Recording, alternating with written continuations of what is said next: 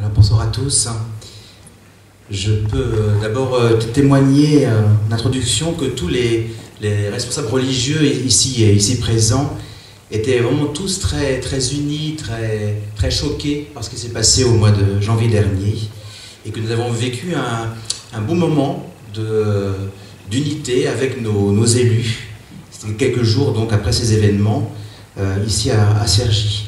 Alors c'est comme le rassemblement du 11 janvier, nous étions donc bien rassemblés et je regrette souvent que tout le monde ne soit pas ainsi au courant, ne soit pas les témoins directs de ces rencontres qui ont lieu entre nous dans le cadre de l'association Souffle et Chemin. Ce soir, maintenant, je n'ai pas envie de vous faire un grand traité universitaire sur la laïcité, mais simplement de vous partager, sans trop de langue de bois, 4 convictions qui m'animent sur cette question si importante aujourd'hui, la laïcité.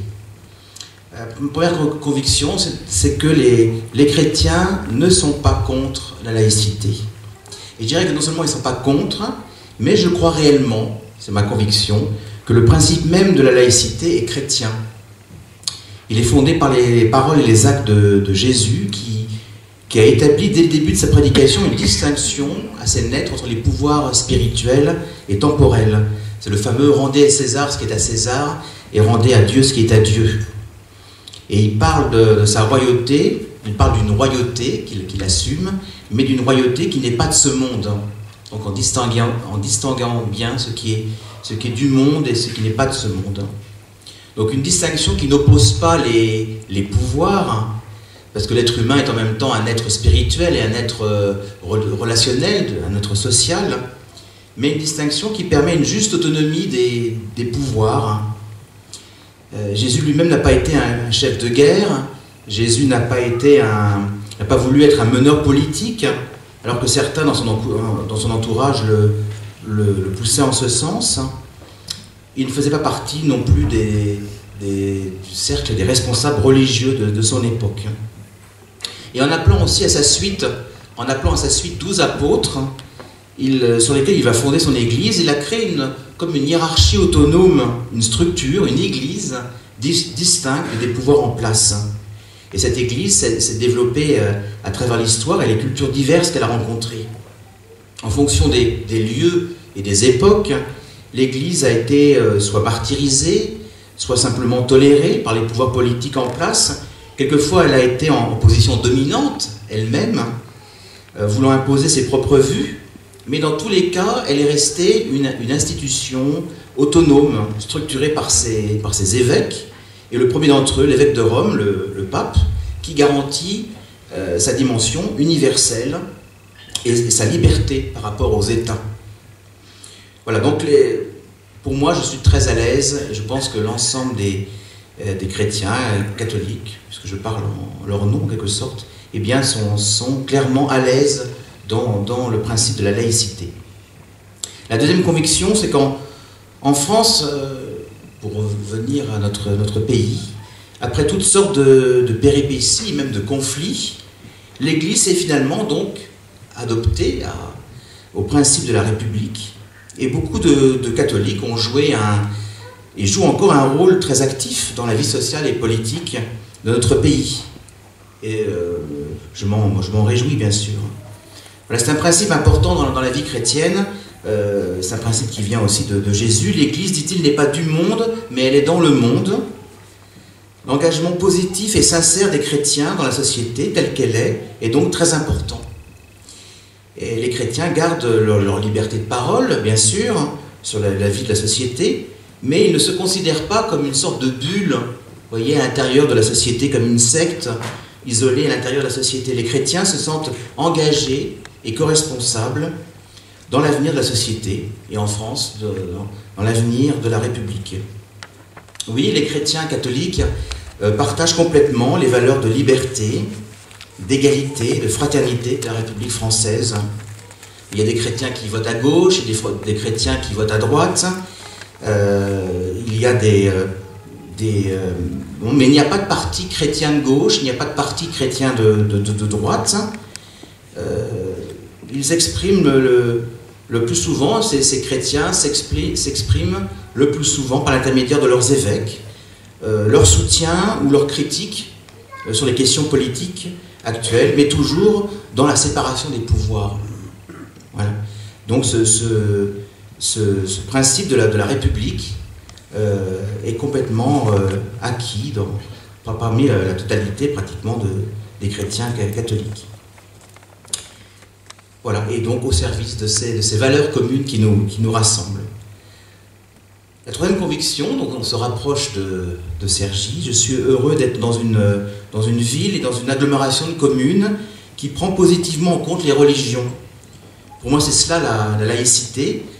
La laïcité, ce n'est pas la négation des religions, ce n'est pas le mépris des religions, c'est la neutralité, c'est l'indépendance de l'État par rapport aux religions. Et ensuite aux religions de s'organiser, de se rencontrer comme nous le faisons ce soir, de montrer que malgré les différences qui les animent, leur vision différente de Dieu, et elles sont bien réelles, elles partagent le même idéal du vivre ensemble au sein de la société. Et vraiment, je salue, parce que je découvre ce travail de l'association Souffle et Chemin depuis que je suis ici curé à Cergy depuis le mois de septembre. Je salue tout le travail depuis de nombreuses années de l'association Souffle et Chemin qui, sur Cergy, permet ces belles rencontres et porte des projets où les religions sont ensemble pour les réaliser. Voilà. Ce que j'ai connu pendant 10 ans dans ma précédente paroisse sur Paris était très différent. La mairie d'arrondissement ignorait complètement les religions, au point de même pas répondre aux courriers officiels et aux propositions de rencontres qui lui étaient faites. Voilà, j'ai connu encore d'autres paroisses, d'autres communes avant Cergy, avant Paris, où les positionnements étaient aussi très différents. Voilà, et donc je trouve qu'il y a ici à Cergy un climat particulièrement favorable pour ces rencontres et pour expérimenter de nouveaux projets entre nous. L'évêque de Pontoise, Monseigneur Stanislas Lalanne, aime bien dire, quand on parle de la laïcité, en France c'est l'État qui est laïque, pas la société. Voilà. Dit autrement, la liberté religieuse a toute sa place en France, et la loi française, l'État, doit défendre la liberté religieuse, voilà, avec une parfaite neutralité, indépendance. Voilà, je terminerai par ma quatrième conviction qui peut nous projeter vers l'avenir. C'est que la République ne doit pas avoir peur des religions. Elle ne doit pas non seulement avoir peur des religions, mais je voudrais qu'elle puisse même s'appuyer sur les religions. Je m'explique, je pense en particulier à tous ces jeunes, aux jeunes de vos familles, aux jeunes de notre ville. Depuis la chute du marxisme, et quand nous voyons aussi les limites du libéralisme politique, nous pouvons constater que les partis politiques, en France en tout cas, n'offrent plus beaucoup d'idéal, de perspectives à nos jeunes, de perspectives motivantes pour la société. C'est le thème habituel de la chute des idéologies. Nous vivons actuellement un vide idéologique qui, je pense, explique beaucoup le caractère un peu désorienté de beaucoup de jeunes qui ne savent pas vers quel engagement se tourner et qui peuvent être touchés par toutes sortes de fanatismes religieux, sans issue. La République n'arrive pas, en tout cas en ce moment, à offrir un idéal à nos jeunes. La société française elle-même n'a plus beaucoup de modèles à proposer. Et n'y a-t-il pas là un appel puissant pour les religions de notre pays, afin qu'elles redonnent du sens à notre société pour renouveler l'idéal des jeunes et la force des valeurs humanistes qui portent notre société et notre République. Voilà, j'espère que nos rencontres interreligieuses permettront de proposer, chacun dans nos religieux ou ensemble, de nouveaux modes d'engagement qui puissent répondre au don de soi, à la soif d'idéal qui habite beaucoup de jeunes dans notre société. Je vous remercie. Merci mon père pour ce témoignage. Je crois qu'il a très bien souligné une approche, une interprétation ouverte du principe de laïcité qui est tout à fait compatible avec le message chrétien, mais je crois aussi des autres grandes religions et traditions spirituelles qui vivent sur le sol français.